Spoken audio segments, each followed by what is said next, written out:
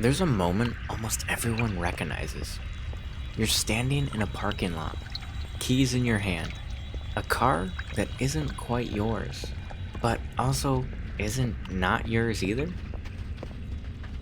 It gets you to work, it gets you to the grocery store, it gets you through life. And every month, it asks for something in return. Not gratitude, not care, money. This episode is about that quiet trade, car loans and car leases, and how something that used to represent freedom slowly became one of the most expensive obligations people carry just to stay afloat. Cars used to mean independence. You bought one, you paid it off, and you drove it until it fell apart. No subscription, no app, no ongoing negotiation. Owning a car meant you could move, and movement meant opportunity. Where you lived didn't trap you anymore. Where you worked didn't cage you. The car was a tool, not a lifestyle.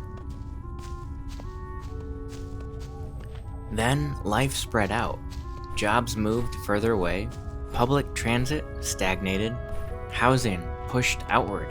Cities hollowed and suburbs expanded. Cars stopped being optional. You couldn't just choose not to have one, not without giving something up.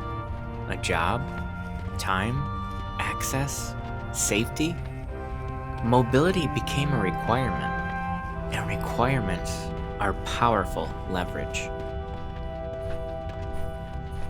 Once cars became mandatory, the pricing model changed. Prices climbed, features locked behind trims, technologies inflated costs. Repair complexity exploded. No more fixing it in your garage. Suddenly, paying cash wasn't realistic for most people, so loans stretched out longer. 48 months became normal, 60 months became common, 72 months became standard, 84 months stopped raising eyebrows. Debt stopped being temporary, it became part of a lifestyle. Leasing quietly crept in.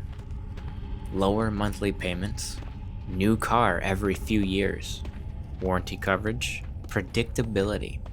For people already stretched thin, leasing felt like relief. Not ownership, but manageability. But leases came with rules. Miles, wear, fees, and end-of-term decisions. You're not driving freely. You're playing with parameters. Like renting a mount that disappears if you wander too far from the path. Car prices didn't just rise. They detached. Vehicles that once cost $20,000 now push upwards of $35,000, $45,000, or even $60,000. Monthly payments followed. What used to be a few $100s now rivals rent in some areas. And here's the quiet truth. Most people didn't upgrade because they wanted luxury. They upgraded because used cars became unreliable, repair costs exploded, safety tech became non-negotiable, old vehicles couldn't survive modern commutes. The choice wasn't indulgence, it was survival dressed up as consumption. Car debt hits differently. You feel it every day. You see the car, you use it, and you depend on it. And every scratch feels personal. Every noise feels ominous. Every repair feels like betrayal. Because the car isn't just a possession, it's your ability to function. When your mobility is financed, anxiety rides shotgun. Here's a mechanic most people don't see coming. Negative equity. You owe more than the car is worth. The loan outpaces depreciation. Life changes before the debt clears. So the balance rolls forward. Debt stacked on top of debt, loan into loan, and payment into payment. It's not recklessness.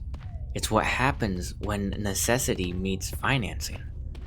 In game terms, it's stacking debuffs without a cleanse. Car debt shapes decisions quietly. You don't leave a bad job if your car payment depends on it. You don't take risks if your commute is non-negotiable. You don't downshift easily when your transportation costs are locked in. The car became a silent boss fight that influences every other choice, not because you love it, but because you need it. Advice culture loves simple answers. Just buy used. Just drive a beater. Just avoid loans. But cheap cars aren't cheap anymore. Repairs are not predictable. Breakdowns cost jobs. Reliability has value, and it's priced accordingly. The question isn't why did you finance a car? It's why is basic reliability so expensive? Here's the uncomfortable realization. For many people, car ownership is no longer ownership. It's a subscription to mobility, monthly payments, insurance, fuel, maintenance, and registrations. You don't finish paying for transportation, you just keep paying. Car debt doesn't feel like progress. It doesn't build equity. It doesn't grow wealth. And it doesn't open doors long term. It just maintains access. That's why people feel stuck. They're spending heavily just to remain functional, not moving forward, but holding position, being stuck in that same holding pattern. If car loans and leases feel heavier than they should, you're not imagining it. You're living in a world where movement is mandatory and mobility is monetized. The car didn't betray you. The system wrapped necessity in debt and called it a choice. Understanding this matters. Not to shame yourself, but to stop internalizing a burden that was never meant to be personal.